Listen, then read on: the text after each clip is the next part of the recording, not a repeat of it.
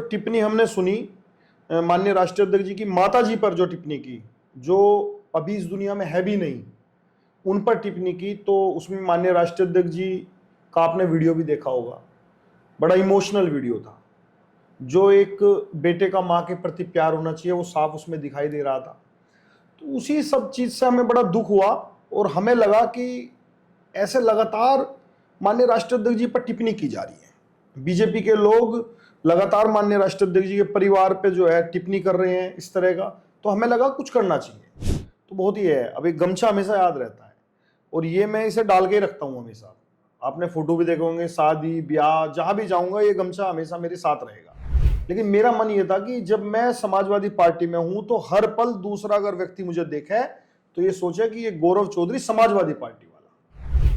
और इसीलिए मैं आपसे कहना चाहूंगा कि जो पीडीए का नारा राष्ट्रीय अध्यक्ष जी ने दिया है, ये पीडीए का नारा ही इस बार 2027 की सरकार बनाने जा रहा है। ये 14 दिन में भुगतान का वादा कर रहे हैं। 40 कुछ मिलों का 50% अभी तक पेमेंट नहीं हुआ। फिलहाल पश्चिम उत्तर प्रदेश की अगर हम बात करें तो पश्चिम उत्तर प्रदेश में ये कहा जाता है कि इस समय एक चक्रव्यूह टाइप का है, भारतीय जनता पार्टी और राष्ट्रीय लोकदल। राष्ट्रीय लोकदल बड़ी पार्टी है पश्चिम उत्तर प्रदेश की, बीजेपी बड़ी पार्टी है, दोनों का गठबंधन है। तो इस दोनों गठबंधन को मानते हैं लोग, जो पॉलिटिकल एनालिसिस करते हैं कि ये चक्रव्यूह है पश्चिम उत्तर प्रदेश में। और इस चक्रव्यूह में मैं तो सिर्फ आपसे बात करूँगा उनली सिवाल खास की, कि सिवाल खास में, जो कि ये सिवाल खास भी ये लोकदल बाहुल्य सीट भी है, तो इस चक्रव्यूह में निकलने के लिए आपके पास कौन कौन से तर्कस में तीर हैं? साथियों नमस्कार, मैं राजेश शर्मा और सेव इंडिया न्यूज के मंच पर आपका स्वागत है। आज सेव इंडिया न्यूज के मंच पर हमारे मेहमान गौरव चौधरी जी हैं। गौरव चौधरी बहुत नौजवान युवा साथी हैं, समाजवादी पार्टी के लीडर हैं और जब जब समाजवादी विचारधारा कोई बात होती है तो आप बढ़ चढ़ कर हिस्सा लेते हैं। अभी आपने देखा होगा कि अभी एक सप्ताह पहले लखनऊ में एक जब महिला आरक्षण को लेकर एक मामला हुआ तो लखनऊ के मेयर के द्वारा पूर्व मुख्यमंत्री अखिलेश यादव जी की माता जी को लेकर को टिप्पणी की गई, तो आप इतने गुस्से में आए कि वहीं पहुंचे और उनके कार्यालय के बाहर जो नेम प्लेट लगी हुई थी उस पर काला पोतने का काम किया। हालांकि मुकदमा दर्ज हो गया। हम लोग बात करते हैं गौरव जी से। गौरव जी, आपका स्वागत है सेव इंडिया न्यूज के मंच पर। सबसे पहले तो जो आपको चैनल को देखने वाले सब्सक्राइबर या फॉलोअर हैं सभी को मेरा नमस्कार। आपको भी बहुत बहुत धन्यवाद। जी सर, आपको इतना गुस्सा क्यों आता है? 2018-19 का एक मामला था जब कर्ज माफी की बात थी जी, आपके गांव का एक मामला था, आप लखनऊ पहुंच गए थे अखिलेश जी के दरबार में, वहां बोल भी गए थे। एक ताजा मामला आया अभी 7 दिन पहले, लखनऊ की मेयर होती है सुषमा खरकवाल जी, उनके कार्यालय पर आपकी जो वीडियो जारी हुई, आप उनके कार्यालय के बाहर नेम प्लेट पर कालक पोत रहे हैं। तो लखनऊ की बात है ये, तो मामला लखनऊ में हुआ और मेयर से लखनऊ पहुंच गए। सर ऐसा है, अगर जिंदा हो तो जिंदा दिखना बहुत जरूरी है, नहीं तो लाइन तो लंबी लगी हुई है। अब सर मामला ये है, आपने कहा कि गुस्सा आता है, गुस्सा मुझे बिल्कुल नहीं आता। मेरी अगर आप देखो, आप किसी भी थाने से कहीं से भी पता कर लो, मेरी किससे लड़ाई भी नहीं हुई आज तक। कोई मेरे लड़ाई नहीं, झगड़ा नहीं, किसी तरह की भी मेरा क्रिमिनल कोई रिकॉर्ड नहीं है। तो ये तो कहना गलत है कि गुस्सा आता है। गुस्से वाला जो हाई टेम्पर होता है, गुस्से का मतलब अपराधी नहीं होता। हाँ, गुस्से का मतलब ये होता है कि जब गुस्सा आता है एकदम क्षणिक भर में हम जो कोई भी निर्णय लेते हैं। जी लखनऊ में घटना होती है और आप मेयर से सीधे लखनऊ पहुंच जाते हो। जी जी सर, उसमें गुस्से वाली थोड़ी सी है, अगर कोई जिसे हम जिस नेता को या किसी व्यक्ति को बहुत ज़्यादा मानते हैं, जिनसे हमारी भावनाएं जुड़ी हुई होती है, अगर उनके बारे में कोई गलत टिप्पणी करे, एक राजनीतिक तो अलग बात है, लेकिन उनकी व्यक्तिगत टिप्पणी करे, परिवार पे करे, माता जी पे करे या उनके परिवार पे, बच्चों पे, किसी पे भी करे, तो हमारे जैसे कार्यकर्ता जो बिल्कुल दिल से जुड़े हुए हैं, उनकी आत्मा को अंदर तक झकझोर कर देती है वो बात, चोट लगती है। तो वो जब टिप्पणी हमने सुनी माननीय राष्ट्रीय अध्यक्ष जी की माता जी पर, जो टिप्पणी की, जो अभी इस दुनिया में है भी नहीं, उन पर टिप्पणी की, तो उसमें माननीय राष्ट्रीय अध्यक्ष जी का आपने वीडियो भी देखा होगा। बड़ा इमोशनल वीडियो था। जो एक बेटे का माँ के प्रति प्यार होना चाहिए वो साफ उसमें दिखाई दे रहा था। तो उसी सब चीज से हमें बड़ा दुख हुआ और हमें लगा कि ऐसे लगातार माननीय राष्ट्रीय अध्यक्ष जी पर टिप्पणी की जा रही है। बीजेपी के लोग लगातार माननीय राष्ट्राध्यक्ष जी के परिवार पे जो है टिप्पणी कर रहे हैं इस तरह का, तो हमें लगा कुछ करना चाहिए। तो हम आपको लोगों डर नहीं ने, लगा? बीजेपी की सरकार है, वो बीजेपी की मेयर है, वहाँ पूरी सुरक्षा भी है, आपको डर नहीं लगा कि वहाँ जाएंगे तो? बिल्कुल सर, डर तो मैं डर के बारे में सोचा ही नहीं, सच बताऊं, ये पता ही नहीं कि डर क्या होता है, मैंने बिल्कुल नहीं सोचा। मेरे मन में एक टीस थी कि राष्ट्रीय अध्यक्ष जी के बारे में जो लगातार ये लोग बीजेपी के लोग टिप्पणी कर रहे हैं, और जो है टिप्पणी पारिवारिक टिप्पणी है, उसके खिलाफ हमें लोकतांत्रिक तरीके से एक विरोध अपना दर्ज करना पड़ेगा। तो हमारे दिमाग में वही था, हम गए, पहुंच करके हमने वही अपना लोकतांत्रिक विरोध दर्ज किया। हमने जो है ये बताने का कोशिश की कि आप माननीय राष्ट्राध्यक्ष जी के बारे में हमेशा ऐसी बात करते हो, लेकिन राष्ट्राध्यक्ष जी का बहुत बड़ा दिल है, लेकिन हम लोग जो है कहीं ना कहीं भावनाओं में आ जाते हैं। हम माननीय राष्ट्राध्यक्ष जी के लिए जो है बहुत इमोशनल टच है, तो उसी में हमने अपना विरोध लोकतांत्रिक तरीके से किया। बाकी ऐसा कुछ नहीं है, जो सरकार ताकत में है वो किसी के खिलाफ कुछ भी लिखा सकते हैं, तो उसमें हम कुछ कर ही नहीं सकते। अच्छा, हम लोग देखते हैं समाजवादियों को, जी। जब पूर्व मुख्यमंत्री अखिलेश यादव जी भी कहीं प्रेस कॉन्फ्रेंस करते हैं तो उनके सर पर टोपी होती है लाल, जी। और ये गमछा मैं पहली बार देख रहा हूँ, लाल गमछा जो है आपने धारण किया है। अच्छा, वो उसका आप बिल्कुल सही कहा, टोपी होती है, टोपी रखते हैं हम भी, पर बहुत सी बार भूल जाते हैं, जैसे गाड़ी में रहेगी, घर रहेगी, तो बहुत ही है। अब एक गमछा हमेशा याद रहता है, और ये मैं इसे डाल के ही रखता हूँ हमेशा। आपने फोटो भी देखे होंगे, शादी ब्याह जहां भी जाऊंगा ये गमछा हमेशा मेरे साथ रहेगा।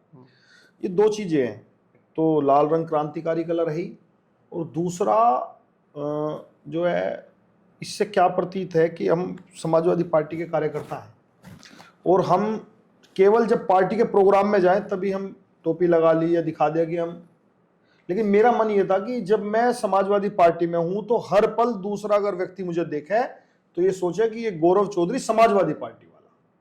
तो उस सोच से मैंने ये जो है स्वीकार किया, और मैं इसे रखता हूं, पहनता हूं, बस यही है, बाकी ज्यादा मैंने सोचा नहीं। गौरव जी, आप द्वाला ब्लॉक के जमालपुर गांव में सबसे कम उम्र के उसमें प्रधान बने थे। जी जी, सबसे कम उम्र के प्रधान बने और चूंकि ग्राम प्रधान का वो जो प्रधान का पद होता है वो बड़ा पद होता है। ये मानते हैं कि पंचायती राज व्यवस्था में जितनी ताकतें ग्राम प्रधान के साथ होती हैं, पास में होती हैं, इतनी ताकतें इसके प्रधानमंत्री के हाथों में निहित होती है, ऐसा माना जाता है। जी।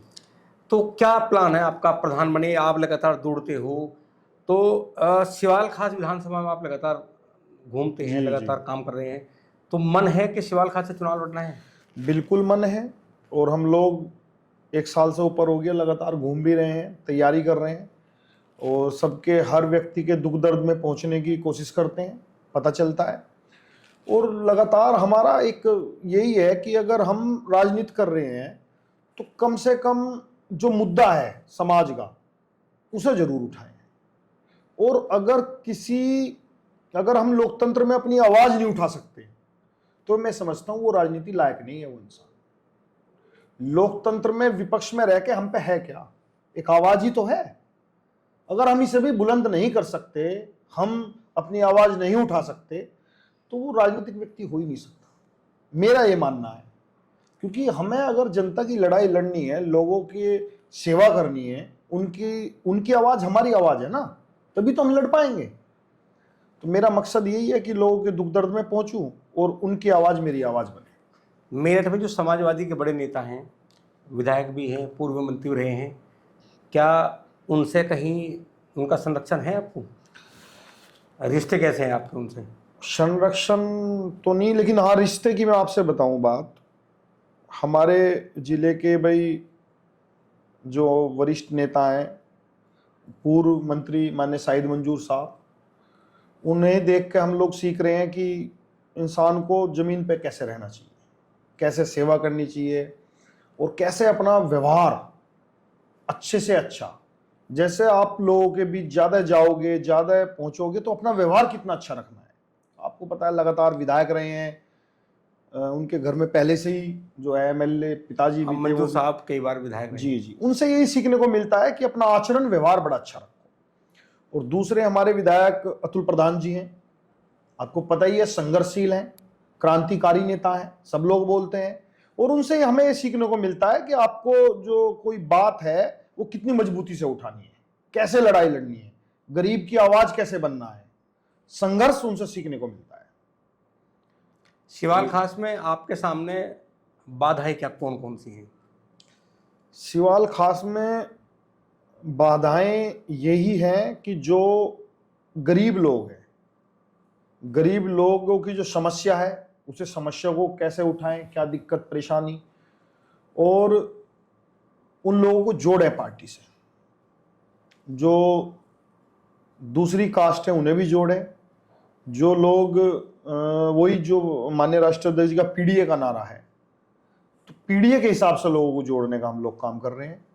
और अपने से जो भी बन पड़ता है, दुख दर्द में तो हम रहते ही हैं, कोई बात ही नहीं है, और दूसरे लोग भी रहते हैं, लेकिन लोगों की आवाज़ कैसे बना जाए।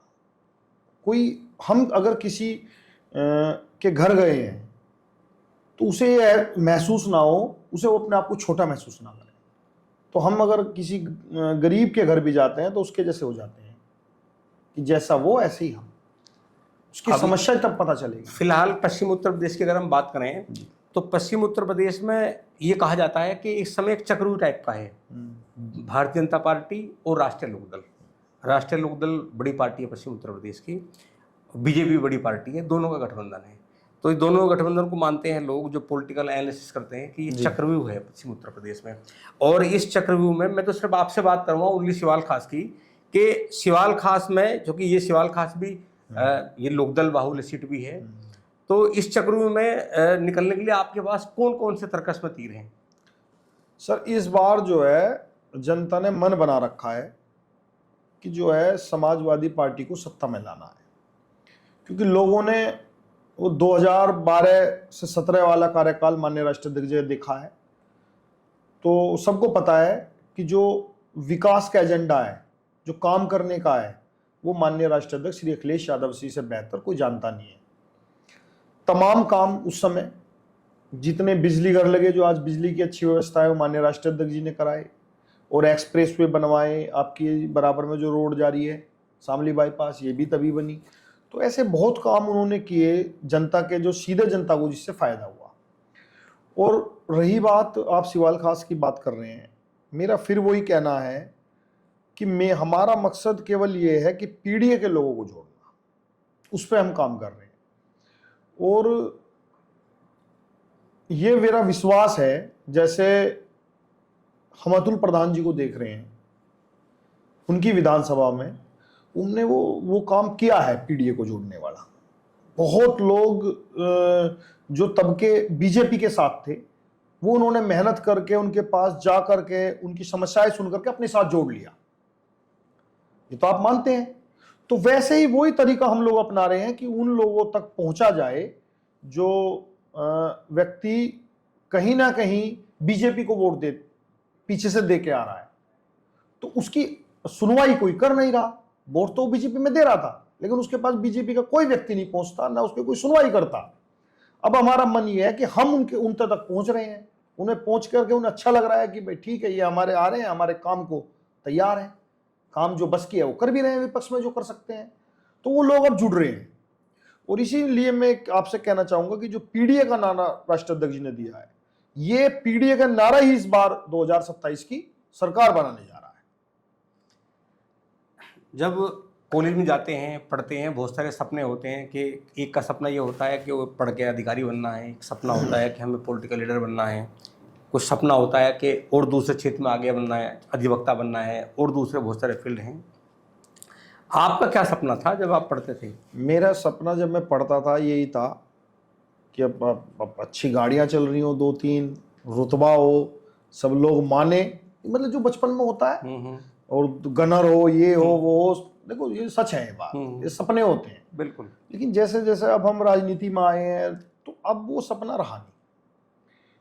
मतलब सपना तो पॉलिटिकल है पहले से ही, लेकिन पहले तो ये चमक धमक देख रहे थे ना। लेकिन अब जब हम लोगों के बीच रह रहे हैं, लोगों से मिल रहे हैं, देख रहे हैं लगातार, तो अब मेरे मन में बिल्कुल सीधी बात यह है कि राजनीति एक्चुअल में लोगों की सेवा करना। आपका जो सबसे बड़ा जो आप पे जिम्मेदारी ये है, अगर आप किसी पद पे हो, कि जो सामने वाला व्यक्ति है जिसने आपको वोट दी है, आपको उसकी उम्मीदों पे खरा उतरना, ये सबसे बड़ा चैलेंज है सर। और हर आदमी, आप ये देखिए, राजनीतिक आदमी से कितनी अच्छा, परिवार में 5 लोग हैं और जिम्मेदार एक है, तो उन चारों को कितनी उम्मीद रहे, उन पर आदमी जल्दी से खरा नहीं उतर पाता। ये बहुत बड़ा क्षेत्र रहता है। तो ये बहुत बड़ा एक नेता के लिए चैलेंज होता है कि सबकी उम्मीदों पे खरा उतरना। और कोशिश ये होती है, हम लोग जब कहीं जाते हैं ना तो चेहरा देख लेते हैं, चेहरा देखकर ये लगता है कि ये आदमी मुंह सा बना रहा है, क्यों बना रहा, तो फिर अपने ही अंदर सोचना पड़ता है कि कहीं हमसे कोई गलती तो नहीं हुई। मतलब सोचते हैं, और जब तक मन से ये आवाज नहीं, इससे कोई वो नहीं है, तो ये बात है। अब मतलब बहुत बारीक सोच रखनी पड़ती है। लेकिन मेरे अब जो दिल में है, मैं आपके अपने दिल की बता रहा हूं सर, दिल में ये है कि लोगों की सेवा करनी है, और ऊपर वाला ताकत देगा, सरकार में आएंगे तो गरीब आदमी का काम करना है, और जो भी अपने से बन पड़ेगा वो मदद करेंगे। और आजकल आप एक स्थिति, आपने अभी मैं आपको बताऊं, इतनी बुरी स्थिति हो रही है, 22, 23, अभी आपने, हाँ मैं आपकी बात रोकूंगा, आपने जब मेरी आपसे बात हुई तो आपने कहा कि लगातार इस क्षेत्र में, मतलब खासकर हम पश्चिम उत्तर प्रदेश की बात करेंगे, आपने पश्चिम उत्तर प्रदेश की बात करी और खासकर मेरठ की बात करी कि जो नौजवान लड़के हैं उनके हार्ट फेल बहुत ज्यादा हो रहे हैं। हाँ बिल्कुल हो रहे हैं। आपने क्या निकला वहां दोराला? अभी आज सुबह ही दोराला का लड़का है निशांत अलावत, मेरे पास फोन आया, मैं उसे बेचारे को छोटे से देख रहा हूँ, मतलब बहुत छोटा तब से मैं देख रहा हूँ, हमारे गांव में रिश्तेदारी है उसकी, और उसे सुबह ही फोन आया कि वो जो है एक्सपायर हो गया। मैंने पूछा कैसे, उनका हार्ट फेल हो गया। तो मतलब ऐसा झकझोर कर देता है दिल। देखो इससे, और ये हो क्यों रहा है, 25 साल का लड़का जो स्वस्थ है, उसे कोई दिक्कत नहीं और फिट बिल्कुल, उसको हार्ट फेल हो रहा है। अभी 2 दिन पहले, 4 दिन पहले दबत हुआ है, आज 13वीं थी, मैं गया था, वहीं से आया हूं। 40 साल का फिट लड़का, हमारी कुछ कनेक्शन भी है उनसे, वो मतलब बिल्कुल फिट था। मैं बात करी घर वालों से जाके, कह रहे कि खेत में से आया था ट्रैक्टर लेके, आके ना दर्द ना कुछ, एकदम लेटा तो खत्म। तो ये लगातार जो ये घटना हो रही है, आपकी बातचीत हुई है लोगों से कि ये क्या वजह है? ये मेरी तो हो रही है, पूरी दहशत का माहौल है। दरअसल मेरी बातचीत हो रही है, मैं सबसे पूछ रहा हूँ, बात भी हो रही है। ये लगातार आप ये समझिए, अगर आप आंकड़े निकालोगे ना, मैं समझता हूं इस समय नाली खड़ंजों की लड़ाई से बड़ी जीवन जीने की लड़ाई है। आपको जिंदगी ही अपनी जीनी भारी पड़ रही है इस समय, अगर सच बोलूं तो लोग क्या वजह बता रहे हैं कि इसके पीछे की वजह क्या है, ऐसा क्यों हो रहा है? कुछ बात होती है कि डॉक्टर से देखो, जो वजह सुनने में आ रही है, आप ये देखिए, पहले कभी हार्ट फेल नहीं, हार्ट अटैक होया करे थे। हमारे बड़े बुड्ढे बतावे थे, उनको बच्चे तीसरी बार हार्ट अटैक होगा, बचेगा नहीं, 2 झटके झेल जाएगा। अब क्या हो रहा है, अब हार्ट फेल हो रहा है, और फेल भी इस तरीके से हो रहा है, तुरंत हार्ट फेल हुआ, आदमी खत्म। मैं अभी गूगल पे भी सर्च कर रहा था, देख रहा था, जो आपकी गोरखपुर जो एम्स है, उसने एक स्टडी प्रकाशित की थी 2700 लोगों पे जिनको वैक्सीन लगी थी, और उन 2700 में से, यह आंकड़ा है, ये रहा, बता दूंगा, पूरी डिटेल दूंगा आपको, उसमें से 1891 लोगों को कोविशील्ड लगी थी, जिसमें से 1114 लोगों की अभी तक उन 1891 से मृत्यु हो गई। ये एम्स की रिपोर्ट है, ये हाँ, गोरखपुर एम्स की। खतरनाक है, बहुत खतरनाक। आप ये देखिए सर, लोग वैक्सीन कोविशील्ड को भी दोषी मान रहे हैं। कुछ लोग कह रहे हैं कि खान पीन से हो रहा है, जो हमारा खान पीन चेंज हुआ है, इससे भी हो रहा है। तो सर मेरी जो एक्चुअल है, ये स्वास्थ्य के लिए सबसे बड़ी चुनौती का समय है। ये दौर हमारे लिए सबसे खतरनाक दौर है। अगर इसमें हम लोग और आप लोग मिलकर के सरकार से, देखो इस टाइम सरकार है पावर में, जो करेंगे वो करेंगे, हमारा आप तो कुछ कर नहीं सकते। तो मैं समझता हूं, सब आपके माध्यम से लोगों को कहना चाहता हूं, एकजुट होकर के कम से कम ये तो पूछे इन लोगों से कि हो क्यों रहा है। अगर हो रहा है तो आप डॉक्टरों की टीम भेजिए, आप चेकअप कराइए, कोई तो रास्ता निकालिए। जवान लड़के, मैं कह रहा हूं, जिसके घर का जा रहा है उसे पता है। बिल्कुल बिल्कुल। और हर बच्चे के मन में डर है इस समय, हर युवा के मन में डर है, युवा के, कि कहीं तुम्हारे साथ घटना ना हो जाए। उसमें आप भी हो, हम भी हो, उसमें झूठ क्या है? बिल्कुल मन में हमेशा रहता है। बिल्कुल। क्योंकि जब हमारे सामने स्वास्थ्य लड़का, हमसे भी फिट और हमसे भी यंग, वो हमारे सामने, पता है, खड़ा खड़ा गिर रहा है, डांस करते हुए गिर रहा है, और दहशत की स्थिति है, दहशत फैलती है तो इससे। हम लोग तो सर इसमें करेंगे, हम तो पूरा प्रयास करेंगे। मैं तो अभी भी सोच रहा हूँ, डॉक्टरों से मिलूंगा, बात करूंगा, और हमसे जो बन पड़ेगा हम अपने क्षेत्र में करेंगे, लोगों से मिलेंगे, मैं घूमूंगा, घूम करके एक टीम तैयार करूंगा। उसमें क्या होगा, उसमें एक प्रशिक्षण भी है। अगर आपके सामने कोई व्यक्ति है और अचानक उसके हार्ट फेल हो गया, तो 5 मिनट के अंदर अगर आप उसको इस तरह से यहाँ से दबा दोगे, है ना, तो उससे जो है आपको धीरे धीरे बच सकता रिलीफ है। मिल जाएगा। इस तरह की बच ट्रेनिंग जाए। इस तरह की अगर ट्रेनिंग दे दी जाए सब लोगों को, हाँ। खासकर उन लोग जो जागरूक लोग हैं, उन्हें जी ट्रेनिंग दे दी जी जाए, जी जी एक दूसरे को जी बताए, बिल्कुल। तो इससे बहुत राहत मिल सकती है। ये इसमें जो पश्चिम प्रयास उत्तर प्रदेश है गौरव जी, जी पश्चिम उत्तर प्रदेश चूँकि ये यहाँ जो है, जो किसान है उन्नत किसान माना जाता है। और क्या आपको लगता है कि जब से 2024 से राष्ट्रीय लोकदल का बीजेपी से गठबंधन हुआ, तो किसानों की समस्या के सब समाधान हो गए? किसानों की समस्या के समाधान अब आप देख लीजिए क्या समाधान हुए। ये 14 दिन में भुगतान का वादा कर रहे हैं। 40 कुछ मिलों का 50% अभी तक पेमेंट नहीं हुआ, बात 14 दिन की कर रहे हैं। और किसान की क्या हालत आप देख ही रहे हो। तो समस्या का हल कोई नहीं हुआ। ये तो ये है, ठीक है, अपना चला रखा है मामला। पश्चिम उत्तर प्रदेश के, खासकर मैं आपकी विधानसभा की बात करूंगा, जी, ऐसे कौन कौन से मुद्दे हैं जिन मुद्दों को लेकर आप जनता के बीच जा रहे हो लगातार? एक तो शिक्षा का है। जो हमारे विधानसभा में गरीब लोग हैं, उनके बच्चों को शिक्षित कैसे किया जाए। जब वो शिक्षित होंगे तभी रोजगार पाएंगे, तभी वो परिवार आगे बढ़ पाएगा। और दूसरा स्वास्थ्य, जो मैं आपको अभी बता रहा था कि स्वास्थ्य में बड़ी समस्या है। इस समय हम लोगों को बड़ी सूझबूझ से काम लेना होगा, और उसके लिए हम अपने तरीके से, सरकार आएगी तो प्रॉपर उस पर काम करेंगे। मतलब मेरा जो फर्स्ट एजेंडा है कि स्वास्थ्य, मुझे हर गांव में और हर गली में अगर कहीं कोई परेशानी है तो वहां हमें चिकित्सक की व्यवस्था करनी है। ये डॉक्टरों की एक टीम बनानी हो, एक मेडिसिन खुलवाना हो, हर तरीके से। क्योंकि देखो, अगर आप स्वस्थ रहोगे तो सब काम हो जाएंगे। बिल्कुल। तो वो मेरा फर्स्ट है। और दूसरा, खेल कूद पे बहुत युवा खेलें कूदें तो उससे जो है देश का, प्रदेश का, गांव का नाम होगा। जैसे हरियाणा में मेडल निकलते हैं, ऐसे यूपी से भी निकले, मेरठ से निकले, सिवाल से निकले। जब सवालखास विधानसभा में जाते हो, तो आपके सामने जो विपक्षी लोग हैं वो किस तरह के सवाल खड़े करते हैं? आंकड़े सवाल किस तरह खड़े करते हैं आपके अच्छा सामने? अच्छा, मुझे तो लगता नहीं उन पर कोई सवाल खड़े हो रहे हैं। वो तो खुद ही एक सवाल बने हुए हैं। भाई, अगर हमारे सामने विपक्ष बीजेपी का है, और जब हमारे सामने बीजेपी का विपक्ष है, वो लोग, जनता उन्हें नकार रही है, तो उनके तो जो है क्वेश्चन मार्क खुद ही लगा हुआ है, कुछ कर नहीं पा रहे।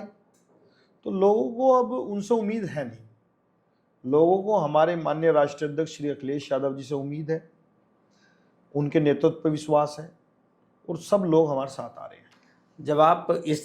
जब आप इस वाले सेगमेंट में आए थे, राजनीति वाले में, जब आप सोचते थे कि नेताओं के साथ इतनी सिक्योरिटी होती है, नेताओं कहने सब काम होते हैं, जब आप इस फील्ड में नहीं थे, अब आप हो, तो आपको लगता है कि ये वाला फील्ड इतना आसान है? जब हम कोई एग्ज़ाम देते हैं तो एग्ज़ाम, अधिकारी बनना है तो 2 एग्ज़ाम दे दिए, हमने तैयारी करते हैं। लगता नहीं कि राजनीति में हर रोज़ परीक्षा होती है? राजनीति में हर रोज परीक्षा होती है, और ये बिल्कुल आसान काम नहीं है। जिसे आसान लगता है वो करो, क्योंकि ये बहुत कठिन काम है। इसमें आपको हर टाइम परीक्षा देनी होगी। और मैं फिर वही बता रहा हूँ, जब हम कहीं शादी में जाएंगे तो हर आदमी का चेहरा में देखना पड़ेगा। या तो आप इतने बेशरम बन जाओ, किसी को देखो मत, ऐसे निगाहें नीची करो, ऐसे निकल जाओ सीधे, तो बेशरम बन जाओ। और अगर आप शर्मदार हो तो आपको आंखों में आंखें मिलाने के लिए आपको बड़ा जिगरा चाहिए। अगर आपने अच्छे काम कर रखे हैं, लोगों की सेवा कर रखी है, आप उनकी उम्मीदों पर खरे उतरे हो, तो आप आंखों से आंख मिला सकते हो। नहीं तो मैंने तो ऐसे लोग देखे हैं जो है जा भी नहीं पा रहे शादियों में, जान बचा रहे हैं अपने क्षेत्र से। लगता है आपको ऐसे कि जब हम राजनीति करते हैं तो हमें घर भी डरना पड़ता है और बाहर भी डरना पड़ता है? घर तो क्या डर है, घर तो भूल ही गए।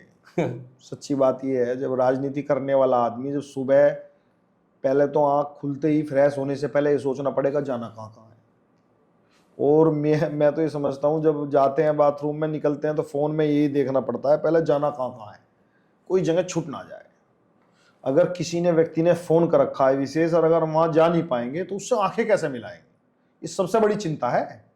घर में क्या हो रहा है वो चिंता नहीं है, बच्चे क्या पढ़ रहे हैं वो भी चिंता नहीं हो रही। एक तरफ तो आपके फील्ड का एक काम है जी उनके पास मिले जाना, एक तरफ घर पे पत्नी या मदर या फादर ने कुछ काम बता दिया, जी जी, तो आपकी प्राथमिकता में पहले कौन सा काम होता है? जनता का काम। जो मदर ने बताया या वाइफ ने बताया तो उसमें तो चल जाती है कि चलो आज नहीं हुआ कल हो जाएगा। मैं आपसे बताऊं निभ भी जाता है, लेकिन अगर किसी ने हमें बुलाया है नो जी कल आना है और कल हम वहां पहुंच नहीं पाए, तो ये समझो बस फिर परसों को बुराई मिली, फिर वो इस मूड में खड़ा रहेगा सामने से उसका मूड ही दूसरा रहेगा कि मैंने कल बुलाए फोन कर पहुंचे नहीं। तो साहब बड़ा ध्यान से, मतलब जनता से तो जुड़ना है तो वो तुरंत जैसे वो बोलेंगे ऐसा करना पड़ेगा। जब बहुत सारे डॉक्टर ये बात करते हैं, आपकी कार्यशाला में जाते होंगे जी कि भाई अगर स्वस्थ रहना है तो हमारा जो डाइट है, हमारा डाइट ऐसा होनी चाहिए, हमें इस समय नाश्ता करना चाहिए, इस समय खाना खाना चाहिए, तो क्या ऐसा संभव होता है राजनीति में कि ये सब असंभव। उसका सब आप पालन कर सकें?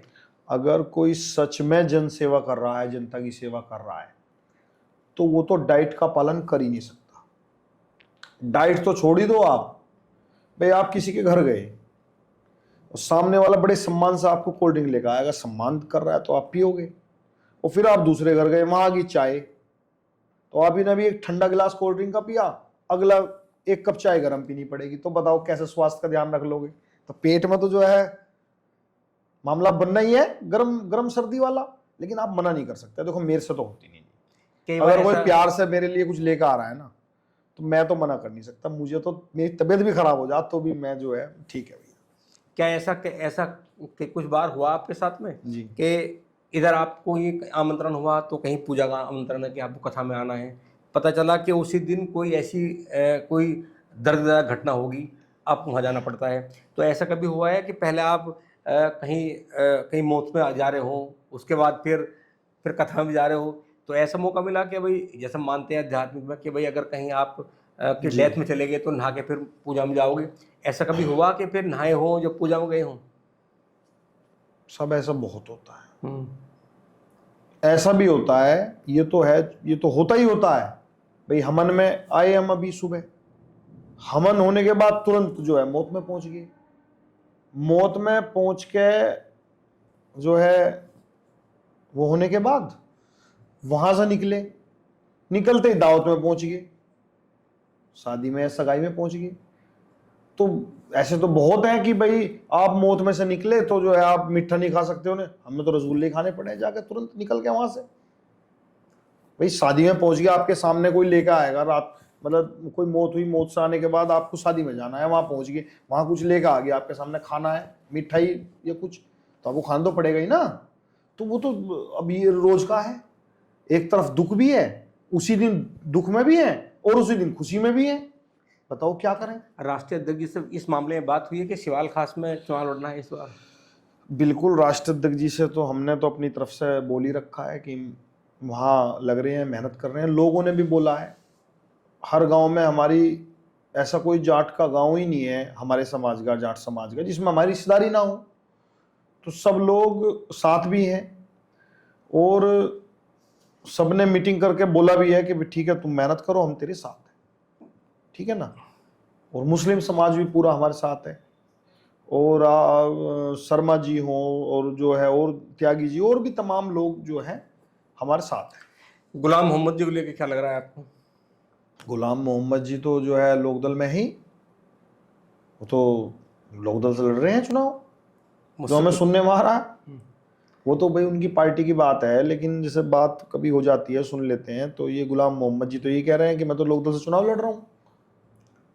क्या ऐसा भी कोई सुनने में मिलता है कि वो कहते हैं कि जब कार्यकाल पूरा होने को होगा तो फिर पुराने घर में आएंगे? नहीं, ऐसा सुनने में नहीं मिला, ऐसा बिल्कुल सुनने में नहीं मिला।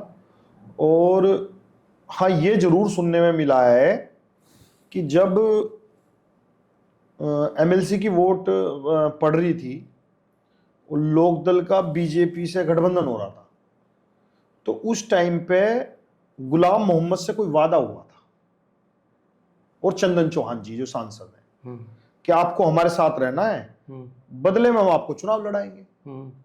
उनका एमपी का चुनाव लड़ा उन्होंने और उन्हें विधायकी के लिए बोला गया है। तो ये तो मैंने सुना है कि ये वादे हुए थे, तो उस हिसाब से तो वो एमपी का लड़े हैं, तो ये गुलाम मोहम्मद साहब जो है लोकदल से लड़ रहे हैं, जो सुनने में आया है। बाकी और तो कुछ नहीं। 2027 में क्या लग रहा है आपको कि 2027 में चुनाव के बाद क्या रिजल्ट आने वाले हैं? 2027 में समाजवादी पार्टी पूर्ण बहुमत की सरकार बनाने जा रही है और इतिहास में दर्ज होगा, बहुमत तो बड़ा आएगा ही आएगा, इतिहास में दर्ज होगा जो माननीय राष्ट्राध्यक्ष जी आने वाले भविष्य में 2027 मुख्यमंत्री बनने के बाद जो काम करेंगे वो इतिहास के पन्नों में दर्ज होगा। आप देख लेना, ये मैं आपको विश्वास दिलाता हूं कि इस बार अखिलेश यादव जी जब मुख्यमंत्री बनेंगे तो वो 5 साल इतिहास के पन्नों में दर्ज होंगे। इतने काम होंगे लोगों के लिए, इतने जो है विकास होंगे जो हमने कभी देखे नहीं है। तो साथियों, हम लोग बात कर रहे थे गौरव चौधरी जी से। गौरव चौधरी ऐसा नाम है, वो ऐसे नौजवान हैं कि सरदाना का एक ब्लॉक है, द्वाला ब्लॉक है। द्वाला ब्लॉक में जो जमालपुर गांव है, आप उस दौर में सबसे कम उम्र के ग्राम प्रधान बने थे। और यहाँ पश्चिम उत्तर प्रदेश में ग्राम प्रधान बनने के लिए जो संघर्ष होता है, कई बार हम मानते हैं कि विधानसभा पहुँचने से बड़ा संघर्ष ग्राम प्रधान बनने का होता है। और आपका लक्ष्य है कि आपको विधानसभा जाना है, लगातार तैयारियां कर रहे हैं। शिवाल खास में तैयारी लगातार, शिवाल खास विधानसभा में इनका टारगेट है, वहाँ रोज जाते हैं, लगातार संघर्ष कर रहे हैं। दूसरी बात यह है कि समाजवादी पार्टी के राष्ट्रीय अध्यक्ष और उत्तर प्रदेश के पूर्व मुख्यमंत्री अखिलेश यादव जी के प्रति इनके मन में इतना समर्पण भाव है कि जब कोई उन पर टिप्पणी करता है या उनके परिवार पर टिप्पणी करता है तो इतने भावनात्मक भी हैं, एकदम रिएक्शन करते हैं। अभी आपने सुना होगा 6-7 दिन पूरा मामला सुर्खियों में रहा कि लखनऊ की मेयर होती है सुषमा खरकवाल, उनके कार्यालय के बाहर उनकी नेम प्लेट होती है, उस पर कालक पोतते हैं, चप्पल से पीटते हैं। इसकी वजह सिर्फ ये थी कि जब लोकसभा में महिला आरक्षण बिल को लेकर एक विवाद चला, बहस चली, तो खरकवाल जी के द्वारा उनके मुंह से एक टिप्पणी की गई अखिलेश जी की मदर को लेके। और ये टिप्पणी इतने सख्ती, हालांकि बीजेपी की जो महिला मोर्चे की पदाधिकारी हैं उत्तर प्रदेश की, उन्होंने भी इसका विरोध किया कि किसी महिला के बारे में इस तरह टिप्पणी नहीं करनी चाहिए। तो लगातार गौरव चौधरी जी उनके संपर्क में हैं और लगातार जो भी पार्टी कार्यक्रम होते हैं, जो भी लखनऊ के संदेश इनके पास होते हैं, पूरी तरह लगते हैं। और जिस शिद्दत के साथ में बहुत कम उम्र में लगातार घूम रहे हैं, जनसंपर्क बढ़ा रहे हैं, तमाम लोगों से अपने संबंध बना रहे हैं, तो जाहिर सी बात है कि आने वाला समय इनके लिए बहुत भविष्य इनका उज्जवल होगा और हम भी ये कामना करेंगे। गौरव जी, आप आए, आपका बहुत बहुत धन्यवाद और हमारी शुभकामना आपके साथ हैं, आप आगे बढ़ें। आपका भी बहुत बहुत धन्यवाद। आपने हमें मंच दिया बोलने के लिए, जिससे हमारी बात लोगों तक पहुंचे, तो उसके लिए आपका बहुत बहुत शुक्रिया, बहुत बहुत धन्यवाद। धन्यवाद।